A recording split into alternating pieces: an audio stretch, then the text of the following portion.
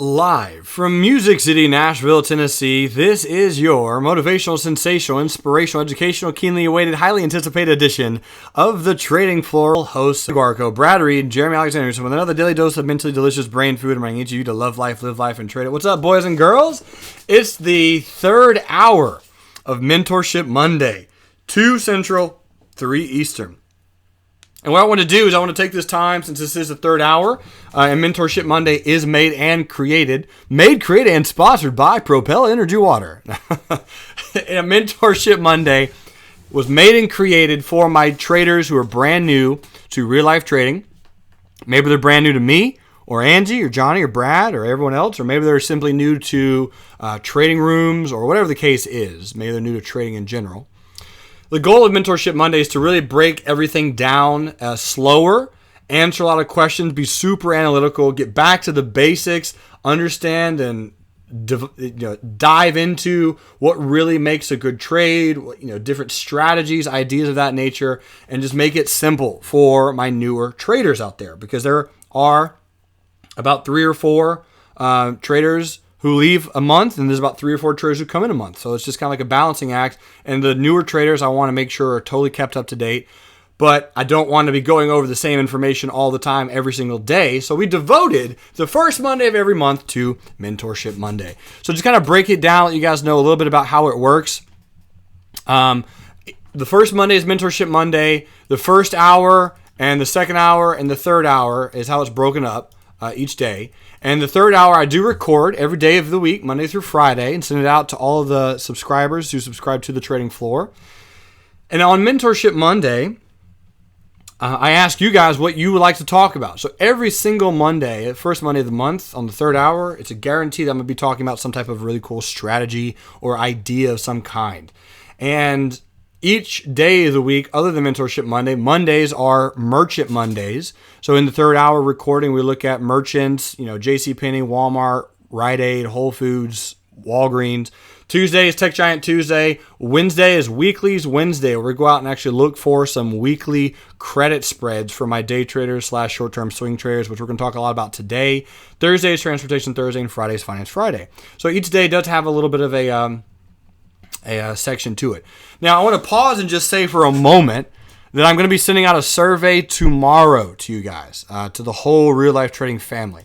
So I would absolutely love it if you guys get a chance to take a survey, because, again, we're all about openness and transparency. There really are 2 forms of traders out there that are actively seeking education: day trading and swing trading. And what we're trying to figure out is what product serves and enriches lives the best, and how we need to create it, or what we need to do, if we need to change anything, if we don't need to change anything, what the swing traders want, what the day traders want, what are their needs, education, classes, all that stuff. So I'm going to be interpreting that from the survey. So if you guys get a chance to take it, fill it out, be as crucial as you want. It's totally anonymous. Just let me know what you guys think or want or need, and the only way to grow and to learn is by asking questions, right? That's what we're here to do. So we start off each third hour with a quick, just individualized review of the general market, and then we get into either the day's theme or any questions I got. So let's look at the general market. The DIA, SPY, QQQ, and IWMs are what we look at. So the DIA is the ETF that follows the Dow Jones, and at least in my personal opinion, very little has changed since the last time we looked at it. We are in a triangle pattern. I got a trigger 181.90. If we close above that trigger on the DIA, I'll be more bullish than bearish. I am looking to do a retest of this breakout, especially if it happens with a bunch of white candles. So today is a retest gap from Friday.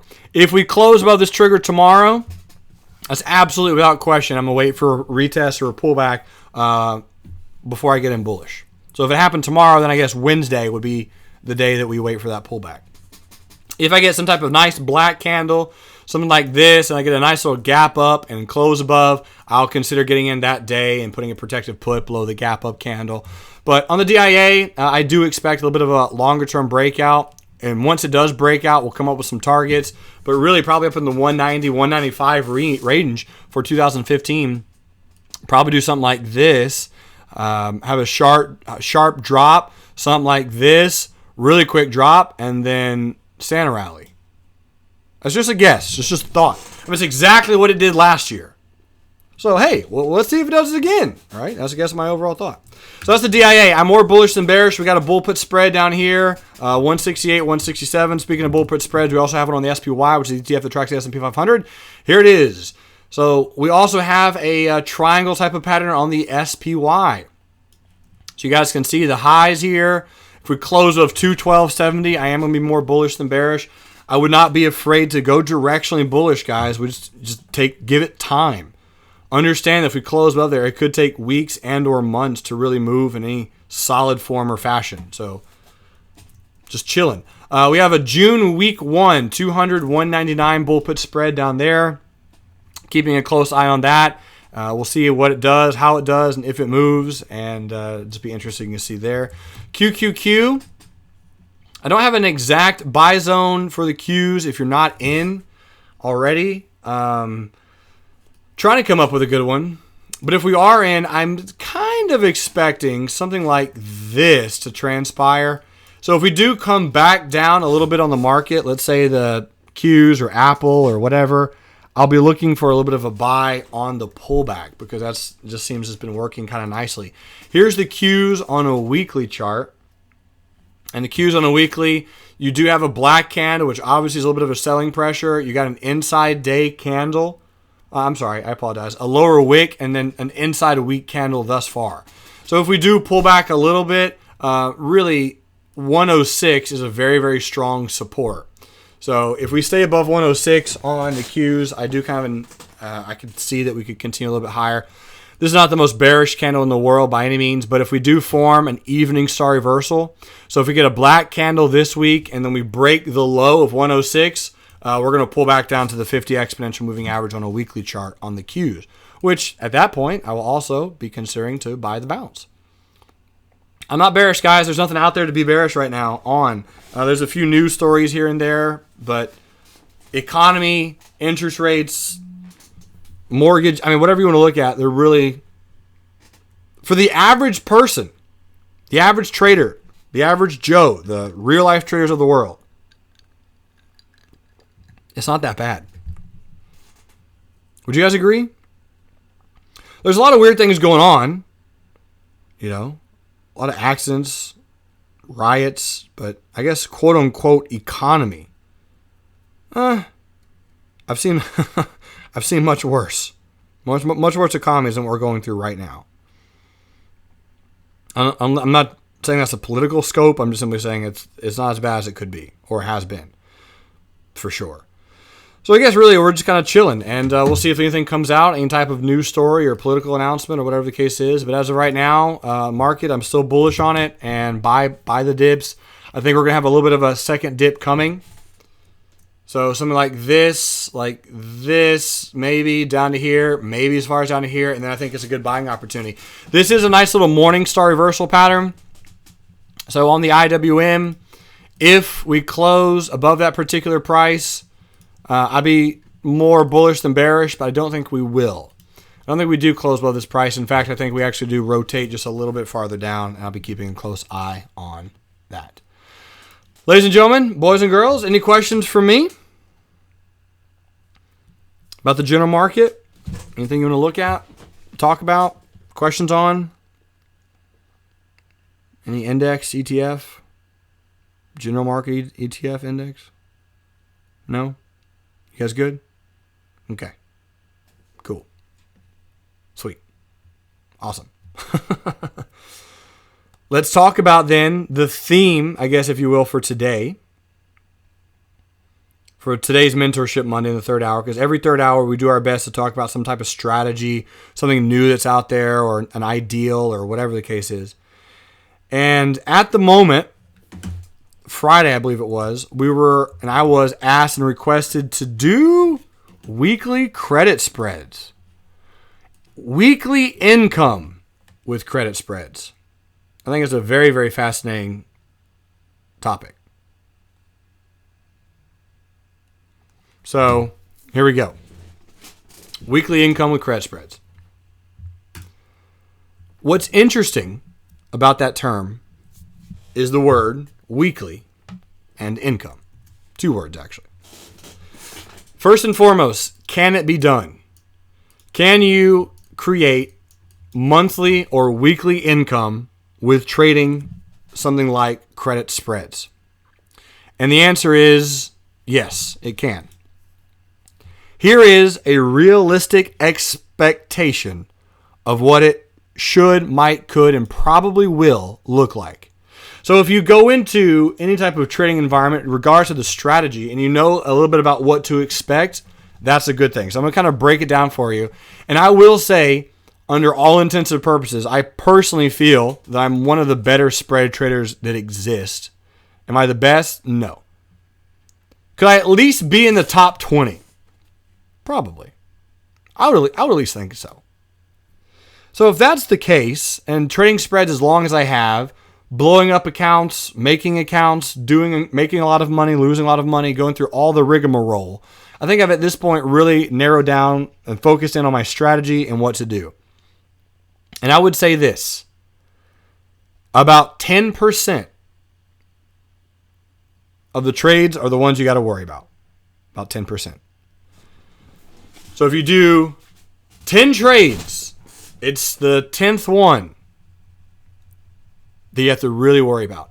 The longer you are profitable, the more you know the big one is coming, or the one that something random is going to happen that you just really did not anticipate.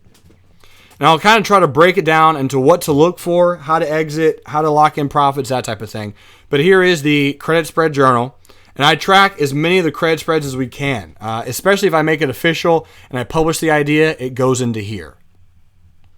So guys, this has been tracking since mid-February, and we have done approximately 71 either credit spreads or put sales.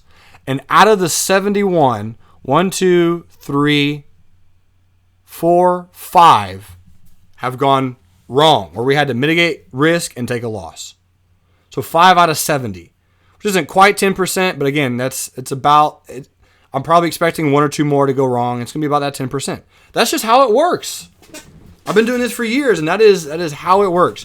So if you go through a streak where you get 20 in a row and you've only lost 1, you know the next one's coming. Does that sound morbid? I hope it doesn't, but it really is, in my personal opinion, you just know it's coming. It's just math. It's probabilities. So here, I guess, is my thought process regarding weekly credit spreads and creating income. If you do 9 in a row correct, and let's say on each one of those you had a margin of $1,000, and therefore you make approximately $100 per spread, so you've made $900 of profit. You guys follow me so far? Take that pure profit and do something with it and bring your account back to where it was.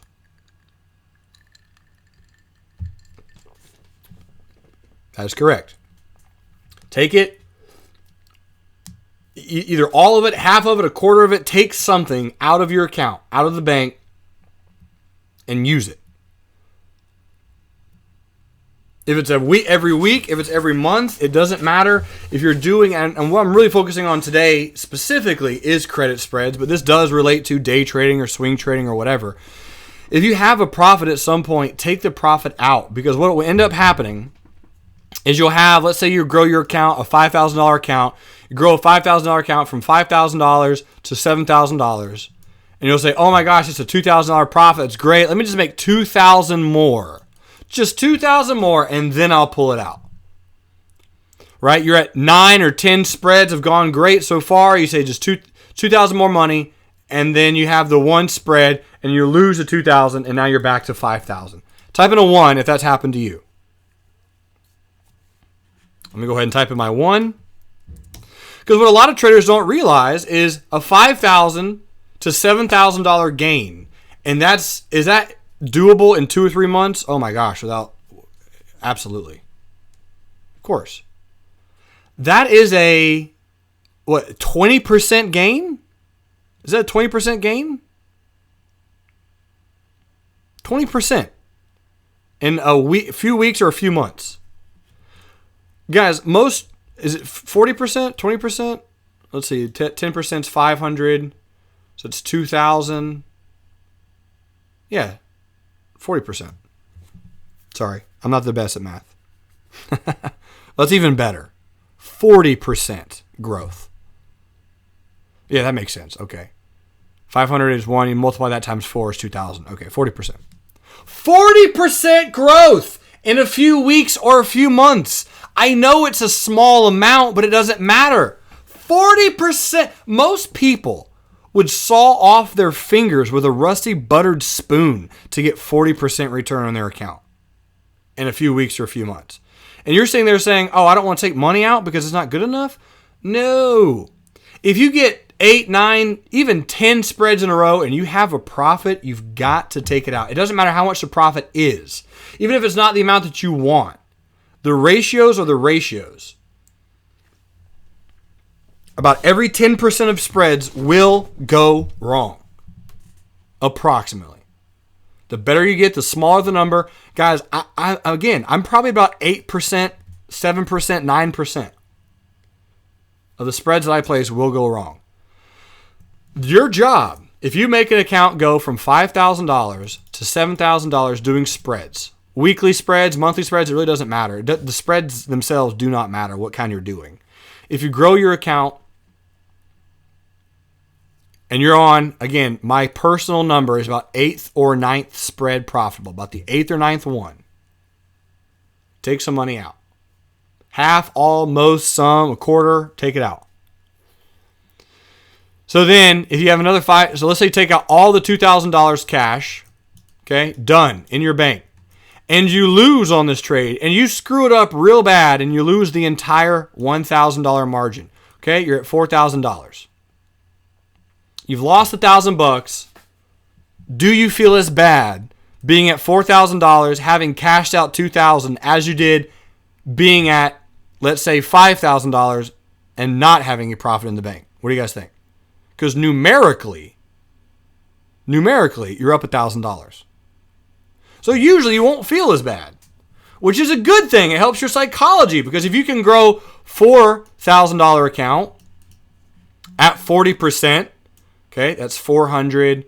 400 times 4 is 1,600. So that's $5,600. Okay, now you're plus some. How much should you take out in this situation? Well, 600. You take out 600, knowing that the next trade you're probably going to lose on, and you do your best to lose less than your $1,000. That's your goal. Do your best. Your best possible goal. I mean, at some point it's going to happen, but you're going to do the best you can not to lose as much as possible on that particular spread. And if you lose 1,000 or less than that, let's say you lose 800, you start repeating the process. Now, here's some realistic numbers for you. And I'm not going to repeat the numbers. If you guys don't want to type them in, you can. But for those of you who care, type in how much money every month you need to pay off all of your bills. How much money you're looking for every month to make off of either day trading or weekly credit spreads. You just put in the number. What are you trying to go for? And I'll give you guys some actual numbers of what you need to be considering. $1,500 a month, perfect. If you need to make $1,500 a month, you need to have at least an account of somewhere between $5,000, $7,000 for either credit spreads or $2,500 to $7,000 day trading, and you're doing proprietary trading. This is the smallest, the most minimum possible. If you're going to make $1,500 a month, that's fine. You can do it with $5,000 to $7,000. What do you have to do? Again, this is just numbers I'm getting at, guys. If you want to make $1,500 on $5,000 to $7,000, you've got to use options. You've got to use options. Simple as that. You're not going to make $1,500 a month on $5,000 trading stock if you're swing trading. You can do $2,500 to $7,000 if you're doing a day trading proprietary because it gives you leverage, and therefore leverage gives you more money to trade, and you can make $1,500 trading a month doing that. That's only 15R. That's not that bad. But that's just the cold hard truth. And it doesn't. Is it bad or good? Neither. It's just that's what you're going to need to do overall. What size account, if you're trading stock, do you need to monthly generate $1,500? Well, that's the interesting point, guys. If you're trading stock, you have two choices. Well, sometimes three. You're either doing dividends, or you're doing covered calls, or you're just doing pure swing trading. And if you're doing pure swing trading, there's going to be months where you do not make it, and there's going to be months where you do make it. Simple as that. There'll be months where you do make it, and there'll be months where you don't. So the only other way is then to do covered calls, which absolutely will generate cash every single month, or dividends, which generate cash every quarter. But ladies and gentlemen, yes or no, do you need a lot of money to generate $1,500 a month on covered calls or dividends? Yeah. And by a lot of money, I mean you need about a $150,000 account minimum to make $1,500 a month. $150,000. Is that a lot of money? No. But it's bigger than this. And so again, these are just realistic expectations, guys, because I've traded all size accounts. I've traded a $100 account, $1,500 account, $150,000 account, $250,000 account. You need a lot of money. I'm talking about if you're generating monthly, every single month. That's the key. So can you make $1,500 a month from $5,000 to $7,000 either using options, either just buying and selling calls and puts or doing credit spreads? Yes. But the hard thing you got to consider is you've got to mitigate your losses. And you're going to be doing probably $2,000 or $3,000 spreads at a time. Because you've got to keep the losses as small as possible.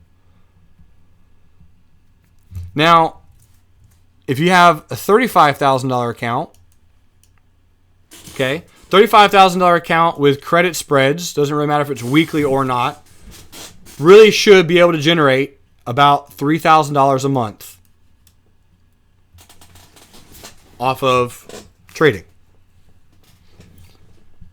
If you have a $35,000 account, you should be able to do about $3,000 a month most months. Guys, March, I broke even in all of my trading. You guys remember, I told you there are 4 months out of the year. If you are swing trading, meaning like you're not really by the computer that often, there are 4 months out of the years where you will do really well, and then the rest you're going to be breaking even, losing a little bit, or making a little bit. So it's the times when you are profitable that you've got to really lock it in. So that's why it is difficult to trade for a living with this amount of money. Let's just say $35,000. Really, $35,000 or less. Because here's the truth of the matter. Truth of the matter is, if you don't have a job and you're trading with $35,000 and you wipe it out, you're going to get more and more and more and more stress with every single loss you take. Because this is the money that you need to survive on. My thought is, if you're trading for a living, you've got to have the ability to pay all of your costs for a certain time period. So let's say you want to take a year off from work and you want to trade for a living to see how you do. Okay, come up with how much money you're going to need for an entire year. Bills, mortgage, everything. Cash, how much do you need? What do you guys think? Let's just say $40,000. Is that kind of like a realistic number? Yeah, about. For a year, and you're just paying all expenses out of this account. $32,000, $40,000, it's around there. Mortgage, bills, cars, electric, lights, food, gas, cable. So if you want to trade for a year, this is the money you need to save up. Do you trade this money? Well, that's why a lot of people get mad. No, that's actually not the money that you trade. So this is the money that you save up just so you can pay all of your bills for 1 year. You find out how much can you save up for a year to not do anything, and then from there, save up your other amount of money to find out realistically how much can you make on the side. And even with, like I said, a $5,000 to $7,000 account, you can make about $1,500 a month most months. Some months you're going to break even. The unfortunate truth, ladies and gentlemen, is a lot of trading companies out there will tell you something entirely different to make you buy their program, buy their course, buy their whatever, so that they get your money. And then they're done with you. I'm just here to say it is very difficult, unless you live like a 23-year-old bachelor, which I have done. It is very difficult to live off of $30,000 of your trading capital every single month. It's not easy. Even if you're a professional day trader, right, and you have a day trading account, and let's say you have $3,000 or $4,000 you're day trading with, you're probably going to make anywhere between $1,000 and $1,500. That's doable. That is doable. But still, that is really kind of the pinnacle of trading excellence. You know, on a $3,000 account, that's about 20 hours a month.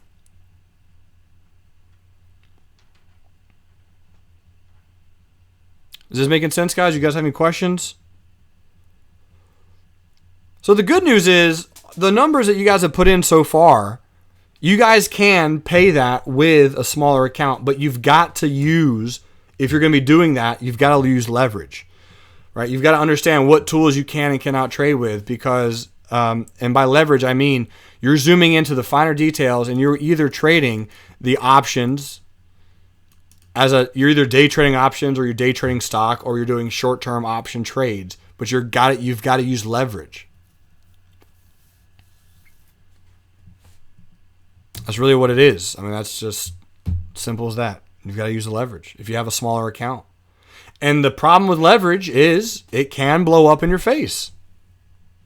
Even if you do everything right, and there are trades where I've done everything right, you can still lose some money. And those are the trades that will just damage your self-esteem, damage everything. And I'm going to talk about FAS because that's the one that did it for me March, whenever it was.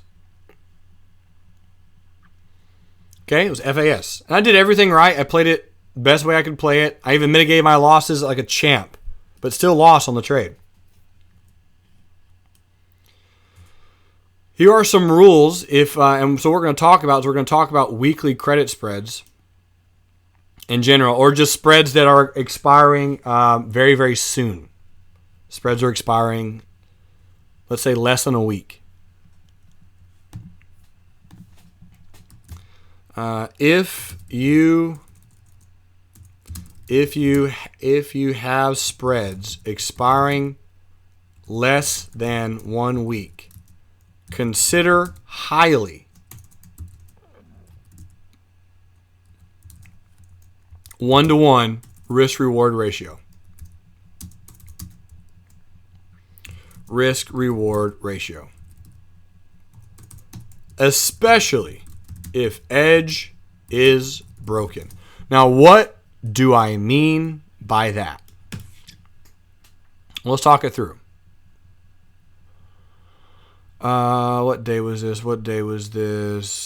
Give me just a few seconds. I'm trying to remember the spread date. Okay, it was the 2nd of April. April week 1. All right, so here's the spread, and here's the best way I can plan it out for you guys.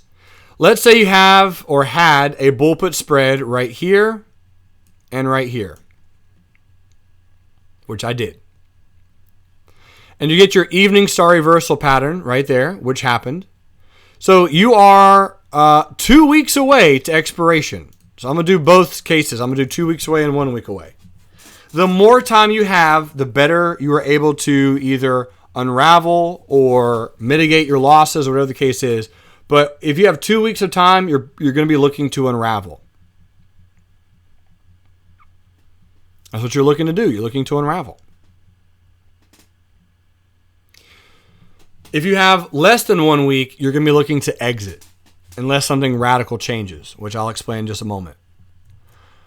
But with every single spread that you go into, ask yourself, what is worst case scenario? What do I do about worst case scenario? How do I overcome worst case scenario? FAS, guys, I would have lost even more than I did lose if I did not follow my plan exactly.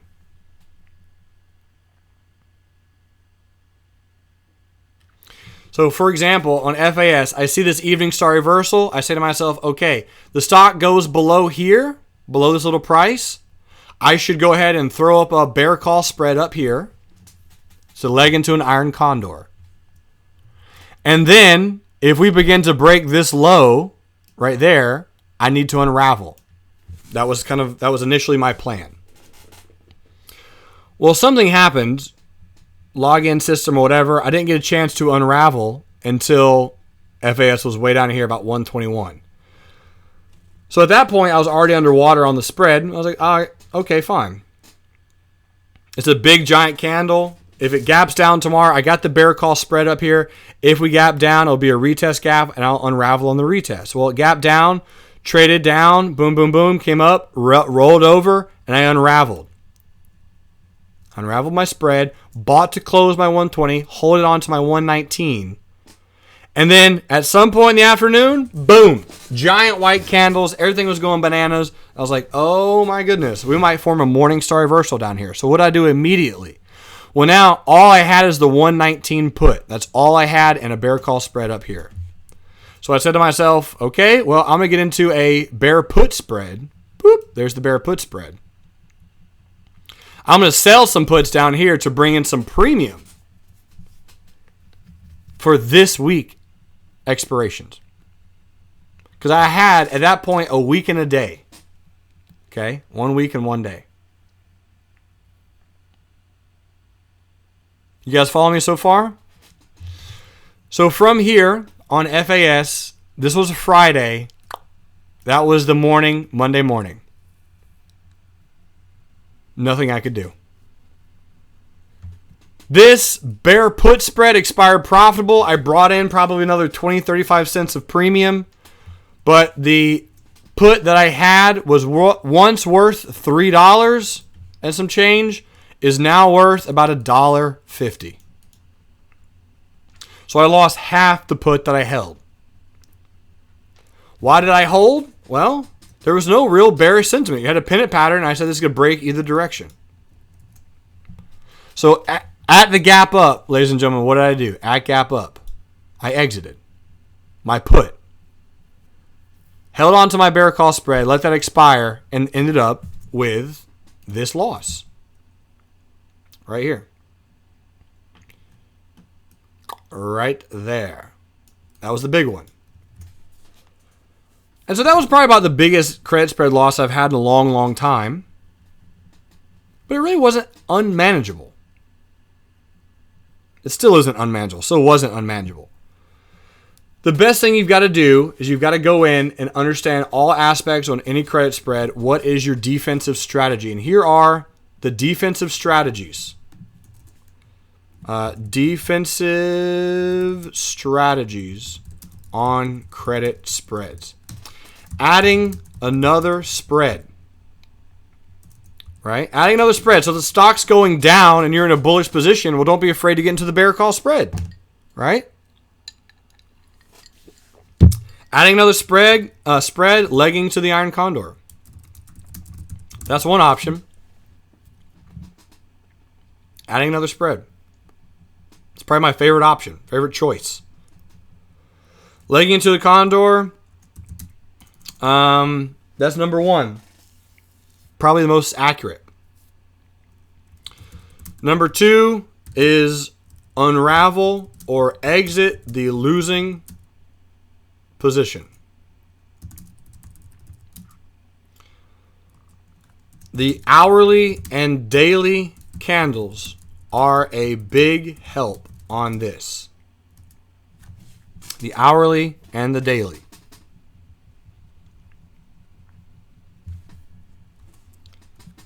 If a stock gaps the day of expiration, welcome to worst case scenario. You have to judge the gap type and play accordingly. There you guys go. That's the best that you can do. That is the really worst case scenario is the day of expiration, that Friday. You've got to do something. So you guys remember last week I exited a Tesla spread at a loss before their earnings announcement. Because that is worst case scenario is gapping on the day of expiration. That's how you can lose insane amount of money on credit spreads.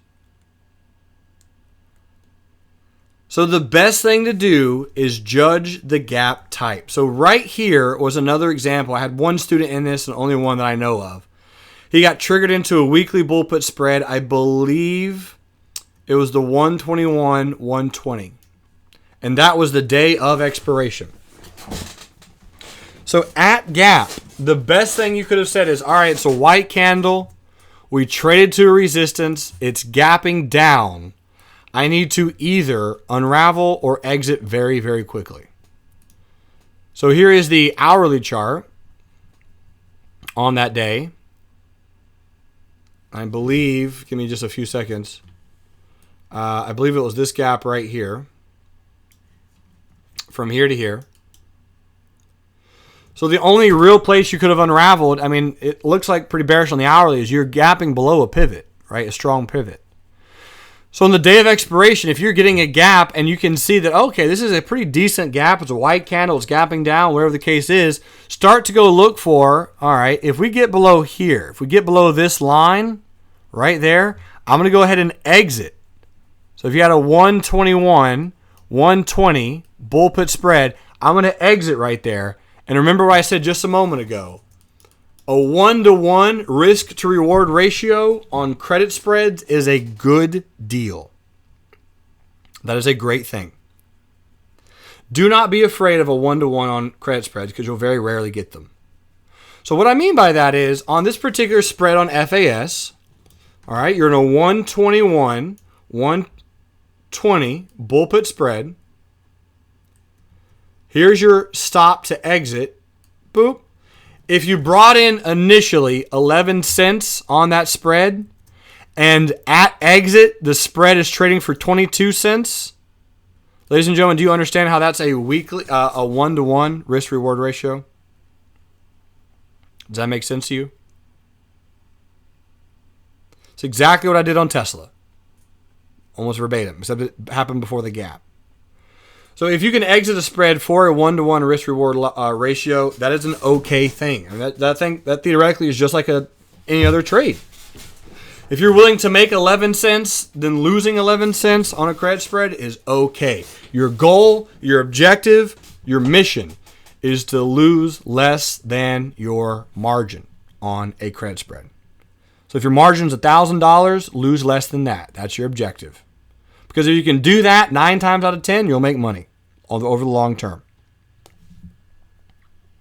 Chris Wenzel said, so you can agree that solely with credit spreads, you can expect a 7 to 10% return on credit spreads, even with the 10% going against you. That's roughly been my experience over the last 6 months. I've been working on them. You can. You can. It's all about defense. It's all about getting into the right spreads, understanding which ones are good for you. The weekly credit spreads, so since we're talking a little bit about them, weekly credit spreads, it works the exact same way. The issue and the difficulty that you got to understand with weekly credit spreads is that for me, weekly credit spreads are broken into 4 weeks. And on an account of $35,000, I break that into fourths of what I'm willing to trade on a credit spread.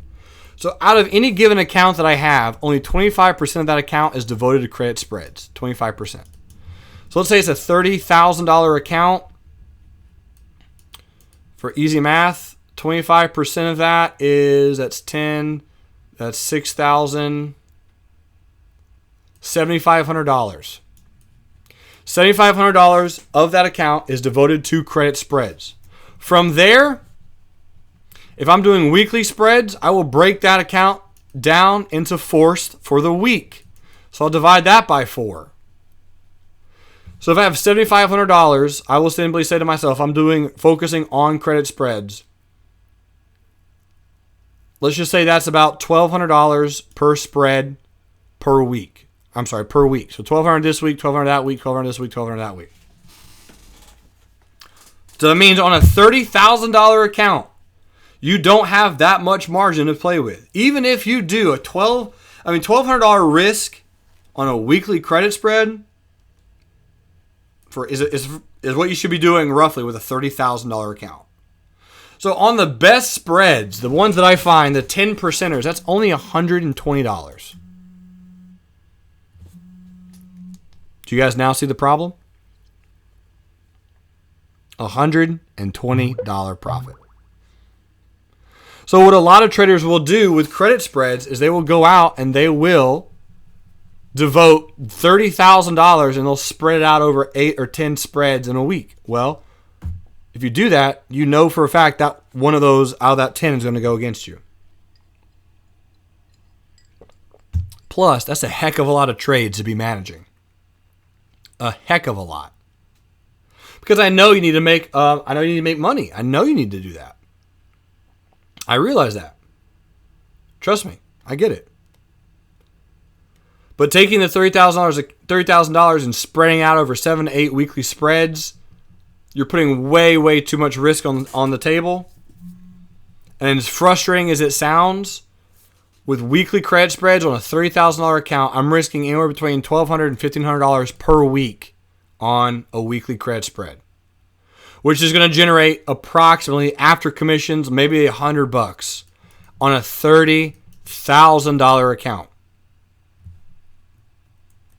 Now, I take that $30,000, and remember, there's other spreads that I will do. So if it's not a weekly spread, okay, then I can go into some of my $7,500 and spread out. So let me just kind of show you guys what a realistic 3 months will look like for me. 1, 2, 3, 4, 5, 6, 7, 8, 9, 10, 11. Okay, so those are all weekly spreads. I usually do one or two of them a week. So I'm going to spread this out. I'm going to show you guys mathematically. I know this is for those of you who don't do credit spreads, I know this is a lot of information, but I don't do this every time, so it's okay. Okay, that's a pretty realistic expectation of what 11 weeks of credit spreads looks like to me, which is about 3 months, give or take. So weekly.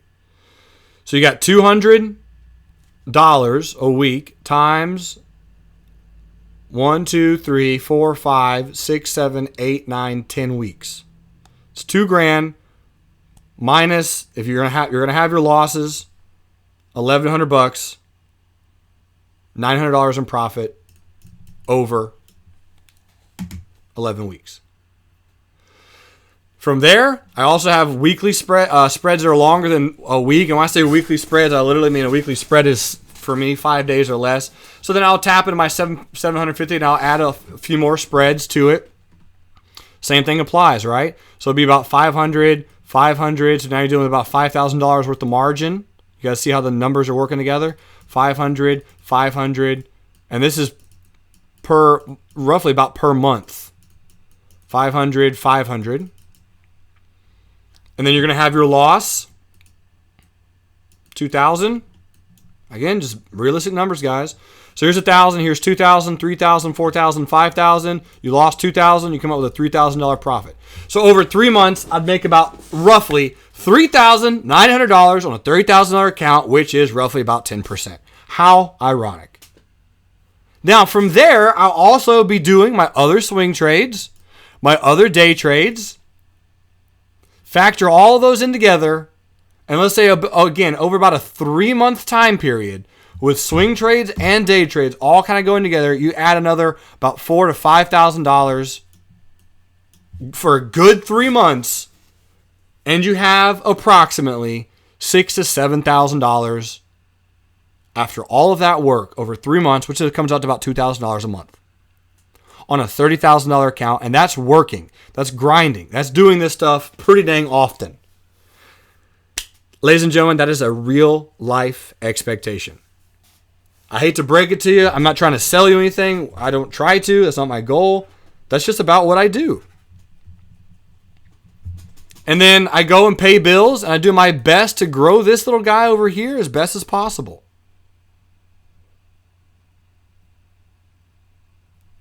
Is this making sense? And then that's why I mentioned, right? Other income is so important. Whatever you guys can do. You guys know I have rental, right? I have rental properties. Do I make that much? No, I don't make that much on rentals. I don't. I have real life trading. I didn't even pay myself in the entire month of March. You guys can ask Angie. True story. Whole month of March. Did not pay myself even a dime from real life trading. Okay. So what else do you have from there? All right. Well, you have other side businesses that I have or work that you have. So I have a few recycling things going on with my nephews in Georgia. Is this starting to make sense? So those get probably about $800 a month from that, from my recycling business with my nephews in Georgia, pecans, aluminum, all that kind of good stuff. So all just kind of goes from there. So the goal is to build it up slowly, right? Because there's going to be times where the swing trades over here, I mean, credit spreads, you can count on credit spreads to really always be there. That's why I'm always looking for credit spreads, because credit spreads are always there. They are. Now, are they always magnificent? No, sometimes they're good, sometimes they're bad, but they're always there. That's why I'm always looking for them, because they are always there. Swing trades, not so much. Not so much. That's why we don't get a lot of swing trades, because there's really not tons of them there all the time. Day trades, always an opportunity. Always, every single day. So I know for a fact I'm going to make money day trading. I know for a fact I'm going to make money swing trading. On a $30,000 account, you're looking to make approximately, I'm talking after a lot of that work, about $6,000 over 3 months, which is give or take about $2,000 a month. That's why I'm always harping on, got to find other streams of income, because on the months that are slow, like March, I didn't make any money day trading in March. I didn't make any money swing trading in March. I don't think I made any money in credits. I don't think I made any money in March at all from anything. March was rough for me on a lot of other aspects. But you guys, I mean, what I do, I just tapped into some savings, and that was that. Boom, boom, boom, and I go from there. Does that make sense, guys? The student who asked about the weekly credit spreads, I think it's incredible. These are just the numbers. Right? These are just the understanding of what to do. From how do I get into a weekly credit spread, it's all about the gaps, and moving averages on all time frames, specifically the daily, weekly, and hourly. If I'm looking for a credit spread, that's what I'm focusing on, the daily, the weekly, and the hourly. So let's just go look at GILD, for example. GILD. Talked about this one as a 199 May bull put spread. 199. So what am I basing that on? I base that on this gap. That's number one. So I have 2 weeks left. Number two, it's about a 10% return. Which is a good return. Number three, that spread is below the long-term moving averages, which will act as a support. So there's the long-term moving averages. There's the 100 and the 200. It's below both of those. Number four, it's below all of my exponential moving averages. The 10, the 20, and the 50. So it's below all my moving averages on the daily. Then I would go into the hourly. Then I base on the gap, based on the return and the time frame. Boom, you pull the trigger and you move on. Then you come up with your defense. Boop, I won't even look at it unless it closes below 102. You come up with an alert or something for 102. And if GILD doesn't go below 102, you probably don't even look at it. Right? You don't even focus on it at all. And then from there, that's just a credit spread that you hope to make 10% return on, and it's just another day, another dollar. Another day, another dollar. If it goes wrong, you mitigate. Guys, that's the point, guys. Right? You come down to your plan. I keep going over and over and over and over on this, but I'm gonna keep doing it. I'm gonna keep going over and over and over because it helps me. It helps reiterate what's important. Important is being able to come up with a structure for what you want to do and follow it. It doesn't have to be massively detailed. If you're a detailed person, it can be super detailed. If you're not a detailed person, it can become pretty easy. That's really about it. And so my goal is, as you guys know, what's even more challenging, at least at the moment, is I had a $30,000 account that I used for other purposes not too long ago.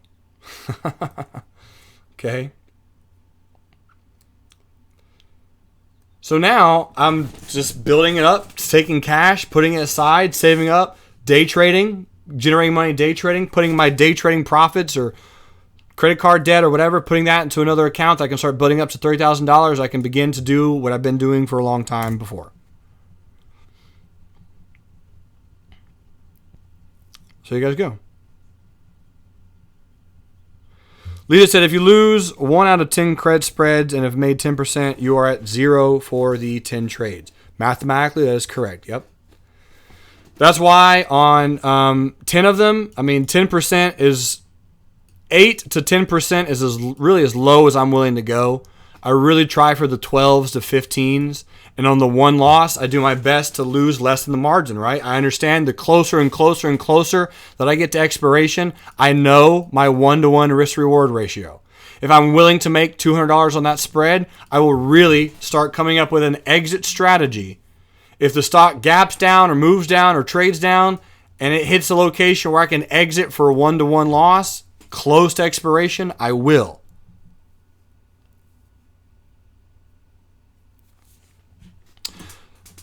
Sonny says, all that you told about that profit was on a $30,000 account. Yep, that's exactly what I'm going through. I'm going through like a $30,000 account. So, because we're talking about credit spreads. Day trading, you can break down each strategy into its own little component, right? You guys got to keep in mind, I've been doing this for years. So as long as I can educate you guys on the different components, I will. One of the best breakdowns I think I've done, and I'm just saying this as humbly as I can, but I really, really do think it's an incredible blueprint, Sonny. And I'm assuming you've gotten a chance to read it, but if you haven't, I really encourage. Go over here to reallifetrading.com, or you can email me to get the Retire on 3K report. The Retire on 3K, in my personal opinion, is the best blueprint that I could possibly make. You guys can go to day trading. I believe you can click on it, and it'll take you to the proprietary page, and you can just go and get that ebook. It's not super long, but that is purely about day trading. So Zane, remind me. I'll do the best I can, but I think I can absolutely make that the topic for next month. But Retire on 3K is exactly, to the number, what I did. To the number. Paige says, thanks for your transparency. And Paige, if there's anything that I can be, I want to be honest and transparent, because I really loathe all of the sales machines out there. I'd rather just tell you guys the truth. And if you like the truth, great. And if you don't, you can go find someone else who'll give you something else, But I appreciate the compliment. Thank you. That's just my goal. My goal is just to be as honest and transparent as I possibly can with everything or with anything. So with this specifically, that ebook or that breakdown, that's just purely for day trading, right? How to take a $3,000 account, Brad, day trade it, make anywhere between $1,500, $500, $2,000 a month day trading, pay off your credit cards, your debts, continue to work, all that stuff, and just go from there. So I'll do my best to make that. But Brad, you're the one that asked about the weekly trading. Does that kind of make sense? Because really with weekly trading, I know you know how to do it, and I can always harp on the fact of don't get into a spread if you don't like it. One thing, and this is just the biggest thing I've learned ever, never, ever, ever do a credit spread for the money. Never, ever, ever, ever, ever. I've stopped doing that. Do not do that. If you go and you find a spread and you go, oh my gosh, I can get $2,000 for this spread right now on a $6,000 margin because it's paying 30% premium, something is wrong with that spread. Something is wrong. So if you find a spread with a good amount of money, cool. If it's sensational, don't do it. That's one lesson I learned. Something is off. Secondly, never trade counter trend. Never say, I don't think it's going to go here because it never has, so I'm going to do this trade. And what I mean by that is, let's just take case in point, Apple. Apple, let's say right here, I had 3 people text me and they said, hey, I want to do a weekly bear call spread on Apple, 126, 127, because I don't think Apple can go that high.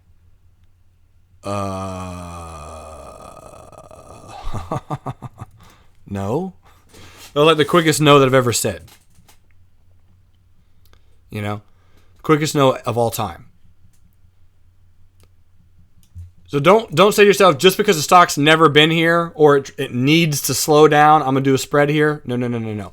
Best time to do a spread is when you're getting some confirmation of some kind of slowdown. So right here on Apple, I would not have done a long-term spread. But I did do a weekly spread right here because we got an evening star reversal pattern.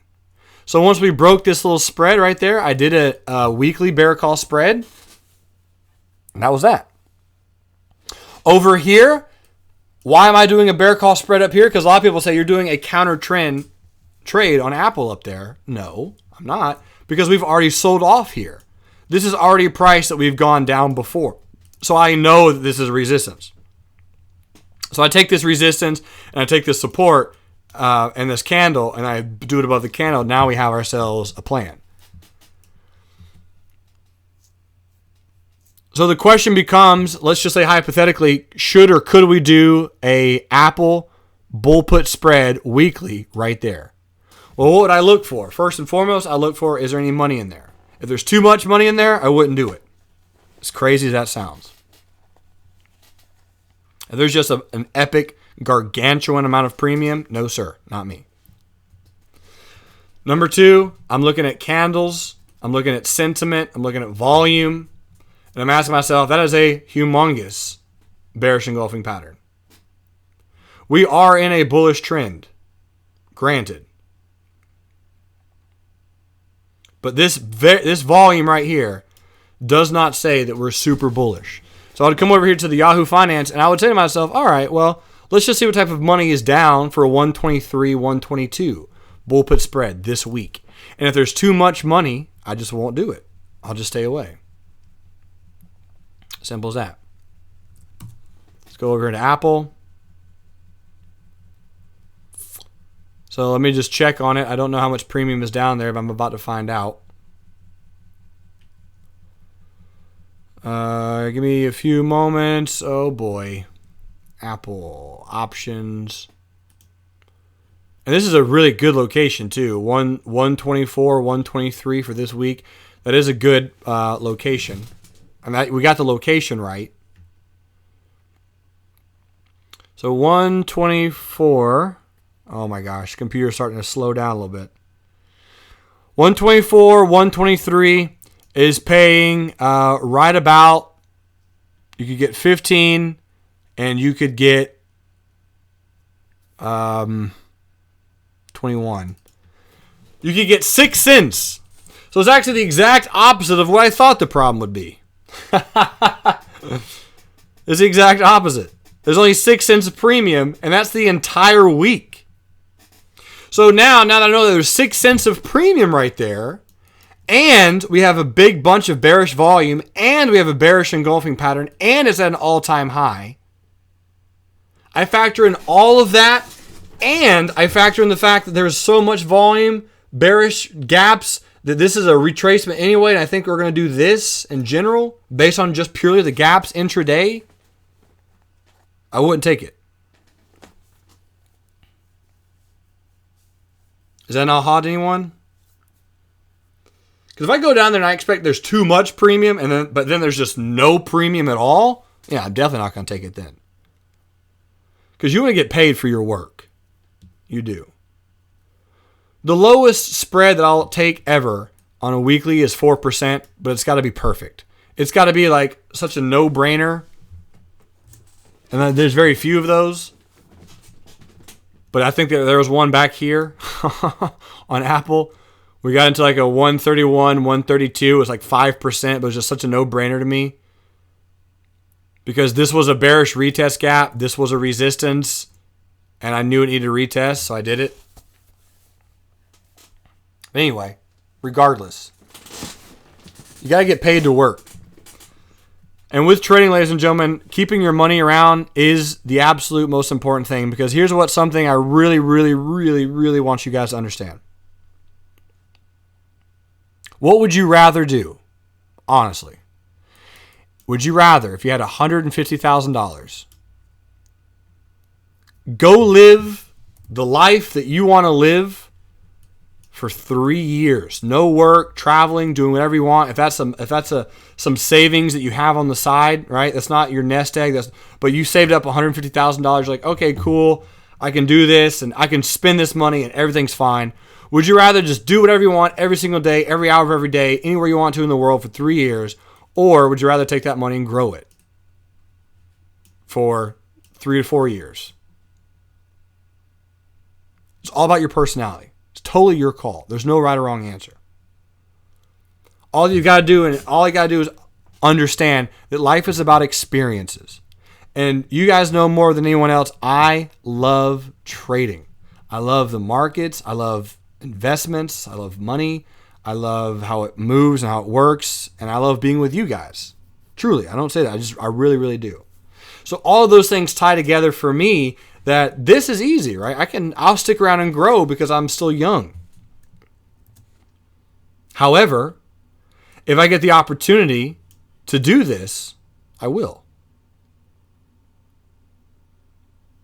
When I get the opportunity, let me rephrase. When I get the opportunity to do that, I will. Because life's about experiences.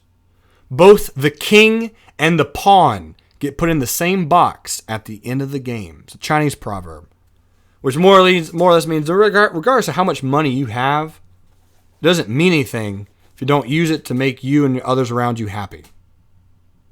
To promote education, growth, love, nurturement, compassion, empathy, sympathy, laughter, love, generosity.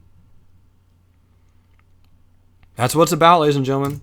So even if I can circle down to any trading conversation at some point and get to the root cause, what it's about for me, and that's love. I know as cheesy as it sounds, regardless of how much money I make, that's really what drives me. That's really what motivates me. That is me at the core. Right? That's me at the core. At some point, at some form or fashion, it's going to be about love for me. To make the world a better place. To get people to love each other, for me to get more love, for me to give more love, for me to receive, give, provide. It doesn't matter. As crazy as that sounds. So if you keep trading about you, you create the trading about you. You make it about you. Becoming more disciplined, becoming the person that you need to be in order to be a profitable trader, which is a disciplined, consistent, focused, patient, loving, generous person. If you make trading about you, creating your plan and following it, mitigate your risk as much as possible. Enjoy trading. Make it something fun to do. Make it part of your real life. Then, my friends, you will enjoy it more than you can imagine.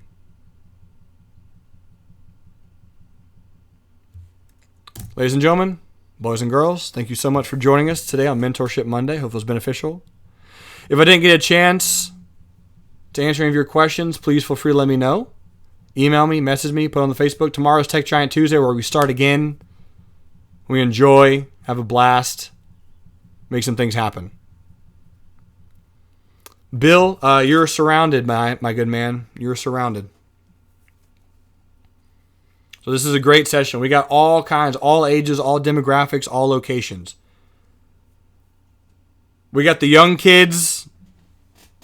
We got the men in their lives that are ready for their legacies and their retirement and their nest eggs. All of it. So remember, ladies and gentlemen, all you have to do at Real Life Trading is just ask what you want and we will deliver it. Until next time. Love life, live life, and trade it.